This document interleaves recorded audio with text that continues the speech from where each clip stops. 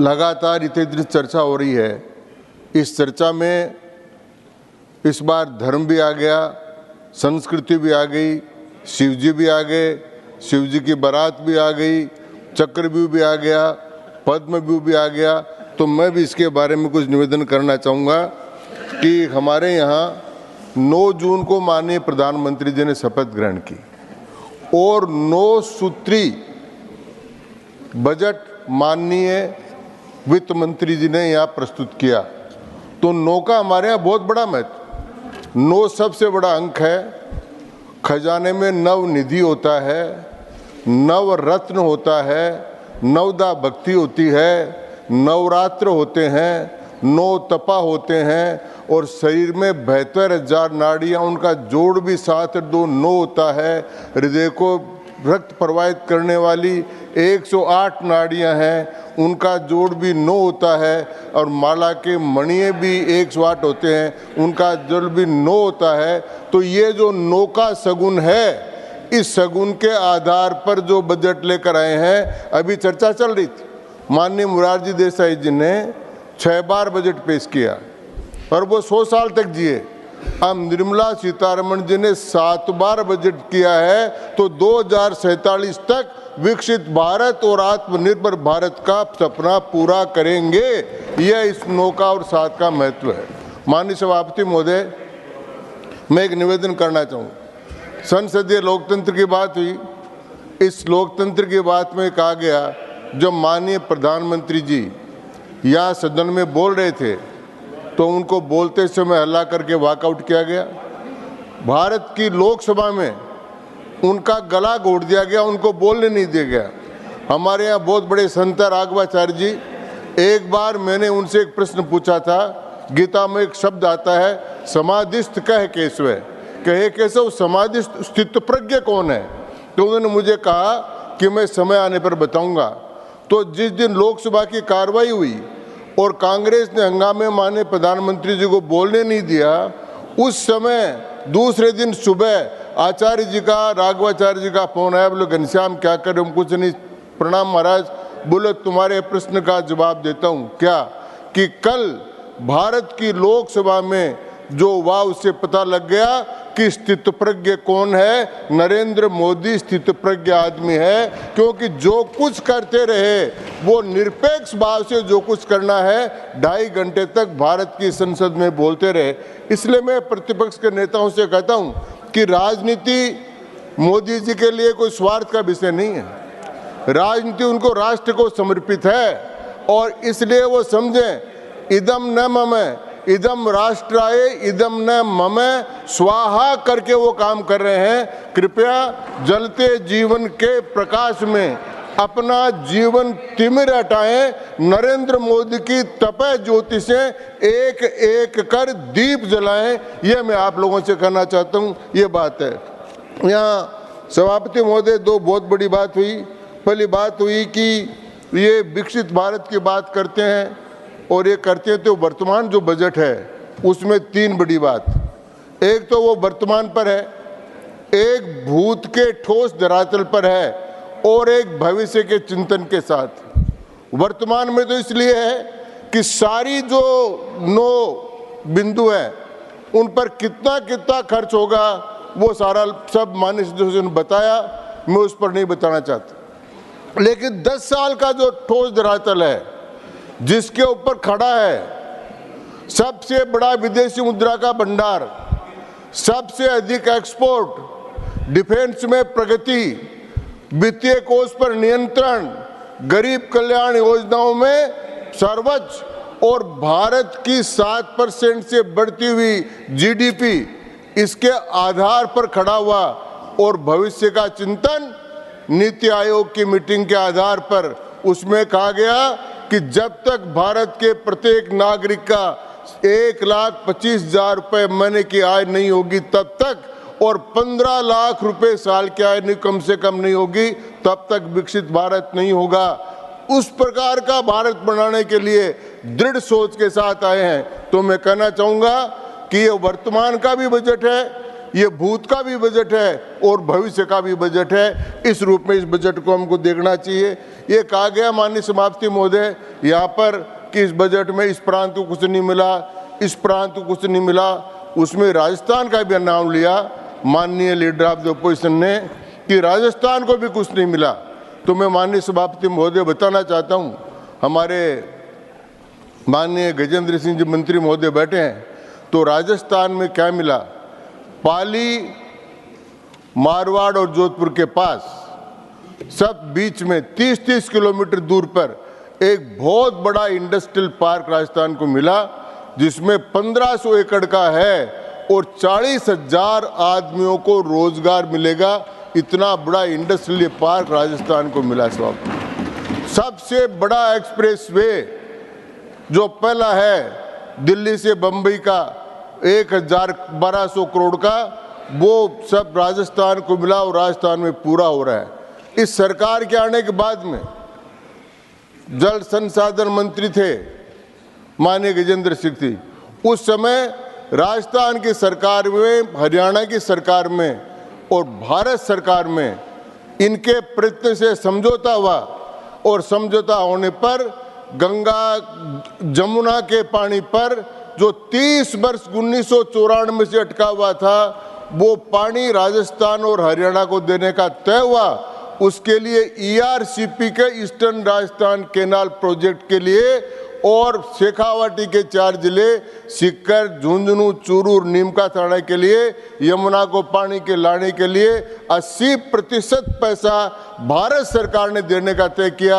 ये राजस्थान को मिला माननीय उपसभापति महोदय। इसी प्रकार पिछले वर्ष से 8,000 करोड़ रुपए ज्यादा राजस्थान सरकार को मिला। इस प्रकार राजस्थान के बजट में और राजस्थान इस सरकार से राजस्थान के बजट में मिला। उपसभापति, मुझे एक बात समझ में नहीं है, कांग्रेस पार्टी और इंडी गठबंधन के लोग बार बार कहते हैं कि हम जीत गए, कांग्रेस बीजेपी हार गई, बीजेपी हार गई। आम आदमी पार्टी के लोग भी कहते बीजेपी हार गई। अरे भाई, बीजेपी हार गई तो नरेंद्र मोदी ने प्रधानमंत्री की शपथ कैसे ली? और बीजेपी हार गई तो फिर निर्मला सीतारमण जी बजट क्यों पेश कर रहे हैं? और आप कहाँ से जीत गए? तो हमारे यहाँ एक कहानी चलती है कि 2 पहलवान लड़ रहे थे, लड़ते लड़ते एक पहलवान ने दूसरे पहलवान को चारू खाने चित कर दिया, उसको धरती पर उसकी पीठ लग गई। तो रेफरी ने कहा ये जीत गया। वो नीचे वाला कहा नहीं, ये नहीं जीता, मैं जीता हूँ। क्यों? बोले मैं आकाश की ओर देख रहा हूँ। अरे धरती की ओर देख रहे हैं। तो ये तो आकाश की ओर देख कर हम जीत गए। चारों खाने चित तो है, नॉर्थ ईस्ट में हार गए, पश्चिम में हार गए, तमिलनाडु को, केरल को छोड़कर दक्षिण में हार गए, सब जगह। दिल्ली में वो कह रहे थे सब के सब, दिल्ली भी सातों के सातों सीट हार गए। फिर भी आप पढ़े कहते हमको दे रहे उपदेश कि आप हार जाओगे, ऐसा करो ऐसा करो। तो ये अभी तक ये फैसला हुआ नहीं कि कौन हारा और कौन जीता। लेकिन मैं एक बात कह देना चाहता हूँ कि हमारे यहाँ कहावत है, यहाँ पर 2 बड़ी बात कही गई है। एक तो कृषि के बारे में कही, कृषि के बारे में कहा कि किसान आपके खिलाफ, किसानों के लिए आपने कुछ नहीं किया। मैं उपसभापति महोदय कुछ समय पूर्व ले जाना चाहता हूँ। मैं बचपन से था, तब से पॉलिटिक्स में हूँ और मैं पढ़ता रहा हूँ। तो मैंने कांग्रेस पार्टी का भी बहुत अच्छा पढ़ा है। कांग्रेस पार्टी ने नागपुर अधिवेशन में, जब पंडित जवाहरलाल जी प्रधानमंत्री थे, और आवड़ी के अधिवेशन में एक प्रस्ताव लेकर आए थे कि भारत में कोऑपरेटिव फार्मिंग लागू की जाए, और प्रस्ताव पास करने की स्टेज तक पहुंच गया था।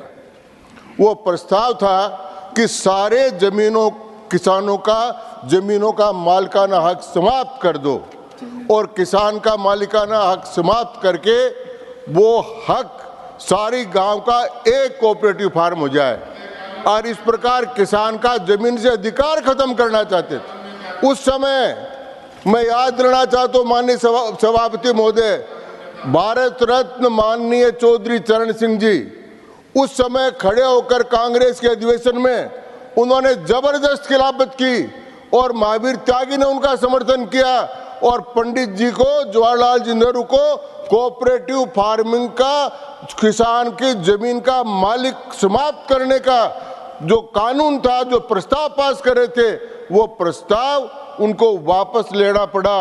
अगर वो प्रस्ताव आज पास हो जाता तो एक किसान के पास 1 बीघा जमीन नहीं होती। इसलिए कांग्रेस तो शुरू से किसान के खिलाफ रही। कांग्रेस का किसान से लेन देन क्या रहा है, और इसी प्रकार के काम किए थे।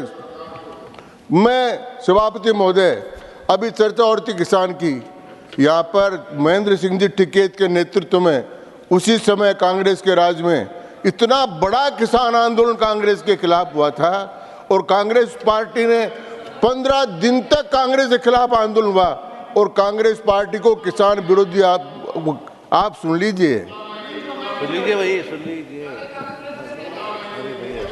हाँ हाँ, वो आए, वो काम की, और किसानों के साथ, किसान के साथ कई बार, एक बार नहीं। मैं प्रश्न पूछना चाहता हूं कांग्रेस ने कि कौन सी चीज है जो बाजार में नीलाम होती? किसी फैक्ट्री का प्रोडक्शन नीलाम होता है? कोई काम नीलाम होता है? किसान की केवल मात्र है जमीन उपज, जिसको उसको मजबूरी में लाकर नीलाम करना पड़ता है। आज समय था कि इस प्रकार की खेती को लागू की जाए। सभापति महोदय, आपने प्रमोद जी तिवारी को कहा था कि सर्टिफाइड फार्मर नहीं है, लेकिन मुझे आपने और सुरजेवाला जी ने दोनों ने सर्टिफाइड फार्मर घोषित किया हुआ। नहीं मान्यवर, मैंने आपको राजस्थान विधानसभा में भी सर्टिफाइड फार्मर घोषित किया आज से 30 साल पहले। किया। तो मैं सर्टिफाइड फार्मर हूं, और इसलिए मैं कहना चाहता हूं,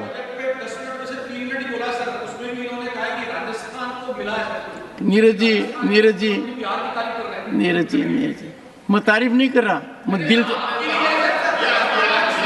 मैं कह रहा हूं पंडित जी की एक खासियतता है, आप कितना ही कर लो, किसी चक्रव्यूह में नहीं फंसेंगे।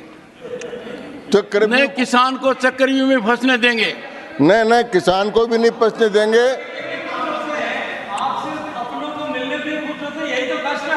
और दूसरी मैं निवेदन करना चाहता हूं सभापति महोदय कि जब किसान की बात करते हैं, और अभी कह रहे थे साहब ये जाति जनगणना करो, मुझे एक बात ध्यान आ रही है कि अभी जब माननीय राष्ट्रपति राष्ट्रपति महोदय नई चुनाव लोकसभा के बाद में आए थे भाषण देने के लिए, तो मैं जयराम जी आपको ध्यान आकर्षित करना चाहता हूँ, आगे तो चल रही थी महामहिम राष्ट्रपति द्रौपदी मुर्मू जी शेड्यूल ट्राइब से हैं, उनके पीछे चल रहे थे महामहिम उपराष्ट्रपति महोदय जगदीप धनखड़ जी, वो ओबीसी से हैं, उनके पीछे चल रहे थे माननीय प्रधानमंत्री जी, वो ओबीसी से हैं, और मैं बेचारा गरीब ब्राह्मण इनकी आरती उतार रहा हूँ। इससे ज़्यादा और हमारा आप क्या करना चाहते थे मुझे बताओ। मैं कांग्रेस को कहता हूँ और इससे ज़्यादा वो हमारा क्या करना चाहते थे। तो एक फिर हलवे पर आ गए,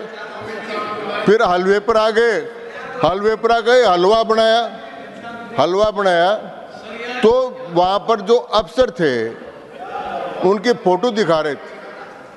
तो मैं कहना चाहता हूँ कि हलवा बनाया जो खाने वाले लोग थे, वो आज के दिन तो यूपीएससी से सिलेक्शन होकर सेक्रेटरी नहीं बने। वो जिस समय यूपीएससी से सिलेक्ट हुए उस समय सबका सब कांग्रेस का राज था। एक सेकेंड जी, प्रमोद जी कुछ बोलना। हाँ जी,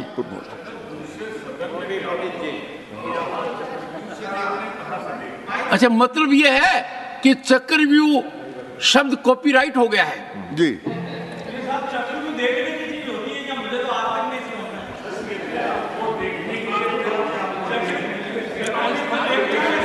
माननीय मंत्री जी नहीं, माननीय मंत्री जी, वो कहा गया ना, माननीय इतने हिस्सों में बट गया मैं, मेरे हिस्से में कुछ आया नहीं। उस गजल से ही कुछ सीखना चाहिए अपने को। आप कुछ कहना चाहते हैं? एक सेकेंड, उनको भी आरती उतारनी पड़ रही है। मैं पूछना चाहती हूँ पंडित जी से कि आप कब से ओबीसी हो गए? धनखड़ साहब तो जाट है, ओबी राजस्थान में जाट ओबीसी है सुनिए क्या? सुनिए सुनिए सुनिए नहीं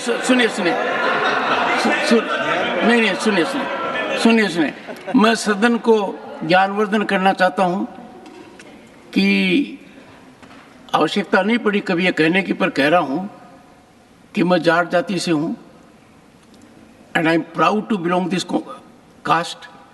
और यह जाति राजस्थान में ओबीसी में है एंड सेंट्रल स्टेज पर भी ओबीसी में है। नहीं, मैं जानता हूं आपने रिश्तेदारी की ये सोचकर किया है, तो मैं आप तो जाटों से वाकिफ हैं। सभापति महोदय,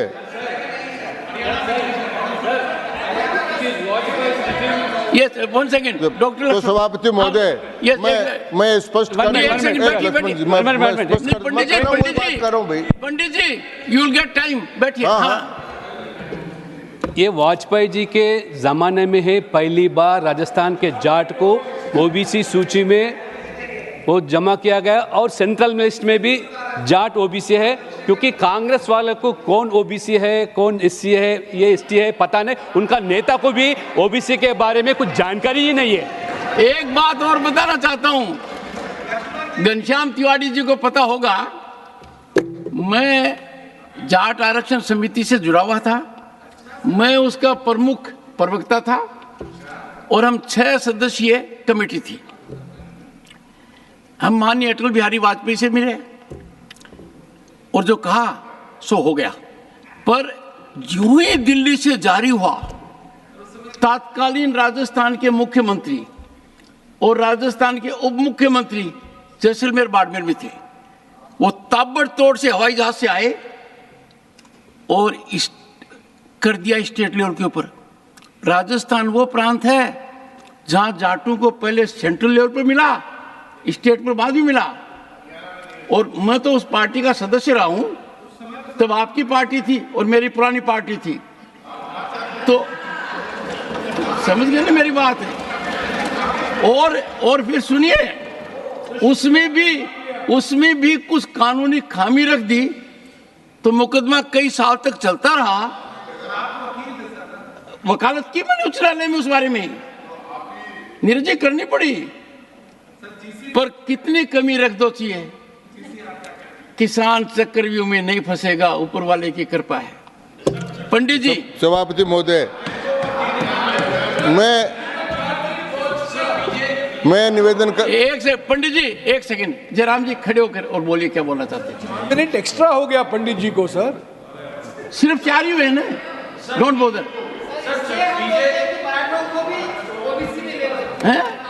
किनको? मराठा इन महाराष्ट्र। अच्छा, नीरज बोलो। सर बीजेपी तो पूरा ही एक चक्रव्यूह है जिसमें सब फंसे हुए हैं। ना ये तो वहाँ तो कुछ और ही बात हो रही थी। सर आदरणीय गजेंद्र सिंह जी कह रहे थे कि चक्रव्यूह तो समझने की चीज है, इसीलिए वो समझ रहे हैं उसको। देखिए, एक सुझाव दूंगा छोटा सा और बिना फीस के। माननीय गजेंद्र सिंह जी से उलझने से पहले सोच लेना, ठीक है? ये मैं सुझाव दे रहा हूँ। पंडित जी।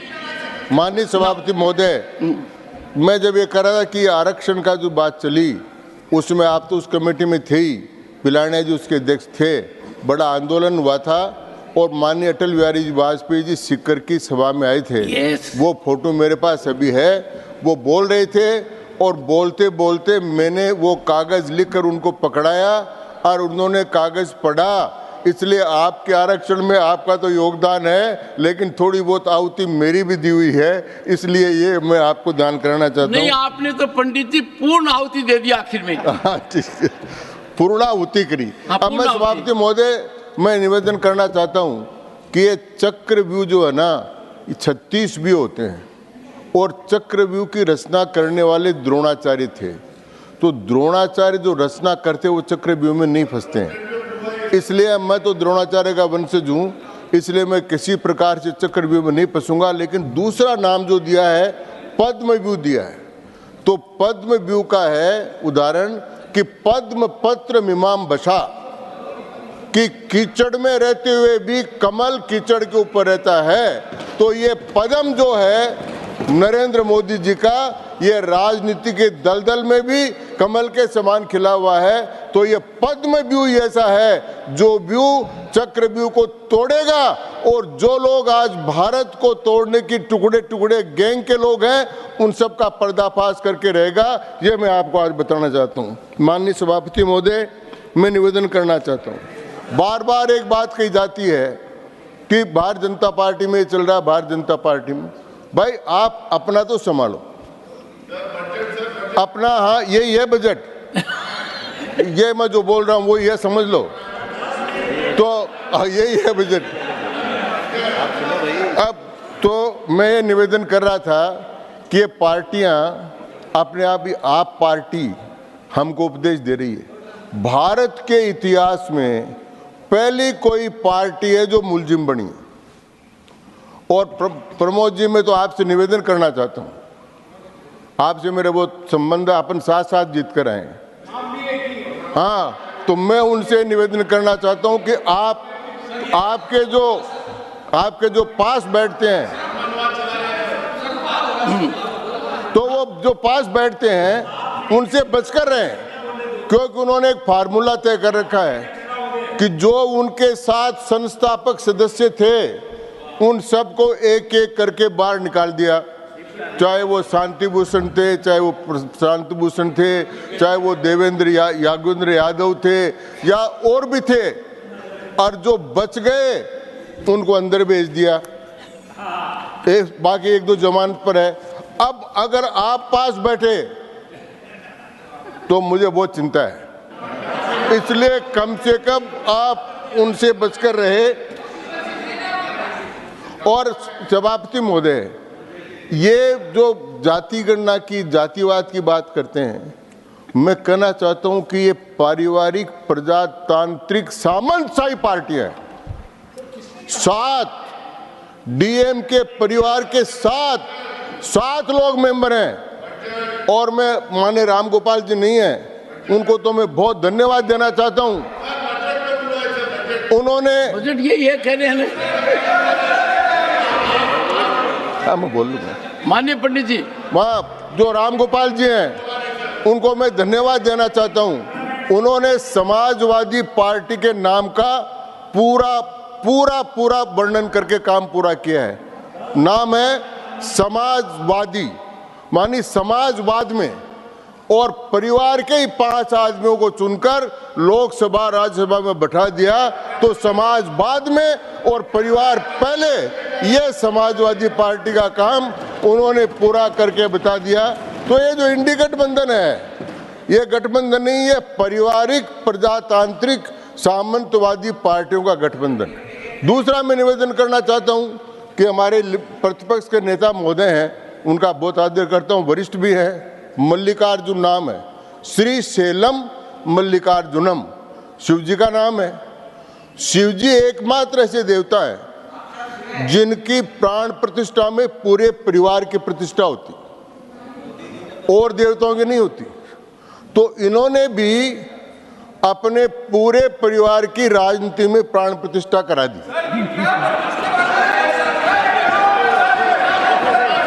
इसलिए ये पंडित जी, माननीय घनश्याम तिवारी जी, राउंड अप। तो ये बनाइए, मैं सभापति महोदय, nothing is going on record, nothing on record. Pandit ji, on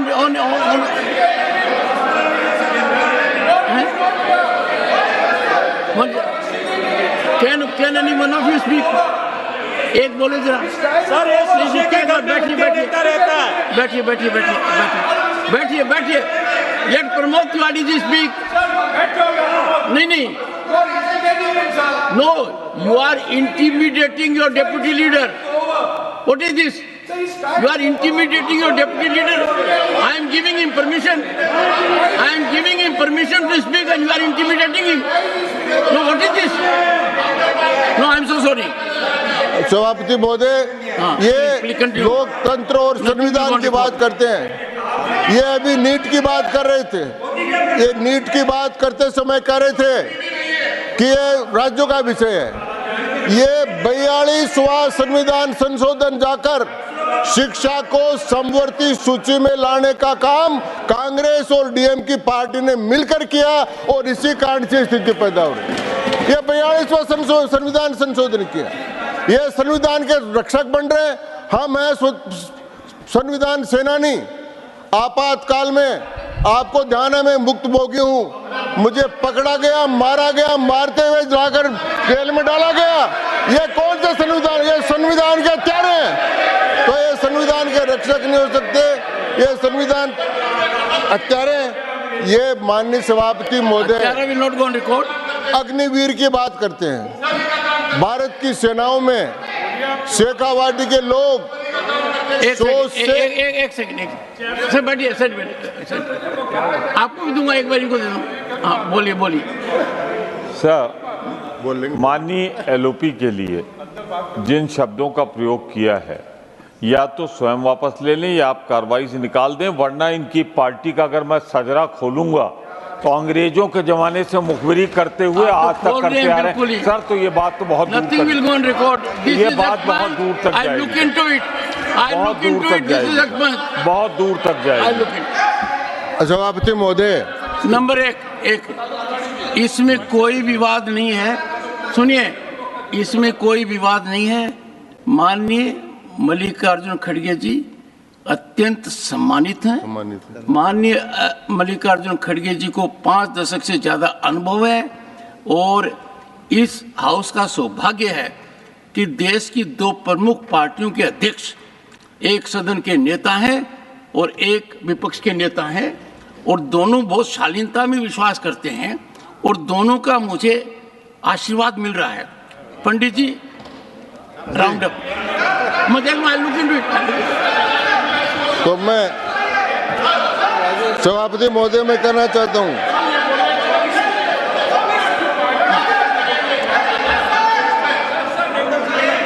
पंडित जी तो सभापति महोदय मैं ये कहना चाहता हूं कि लोकतंत्र की बात करने वाले आपातकाल को याद कर लें, ये संविधान की बात करने वाले 42वें संशोधन की बात कर लें, और ये अग्निवीर की बात करने वाले जो मैं कहना चाहता हूं कि मैं उस इलाके से आता हूं।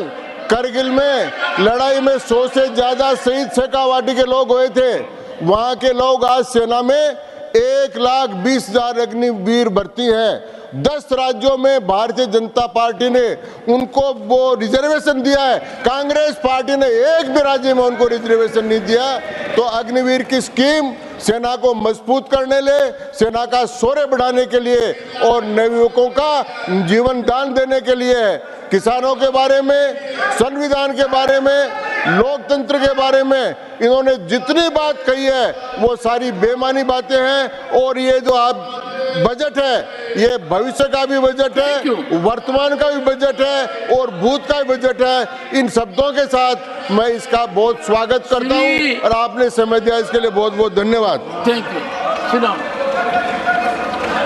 1 सेकेंड, राजीव जी, एक तो सर मैं ये कहना चाह रहा हूँ, एक तो let the temperature be down and briefly।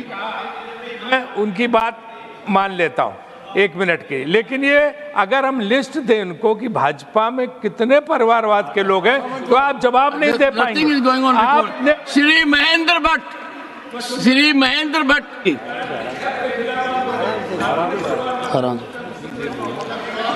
माननीय सभापति जी, आपने मुझे इस nothing is going on record, महत्वपूर्ण nothing is going on record, nothing is going on budget की सामान्य वीके न्यूज, राष्ट्र के नाम।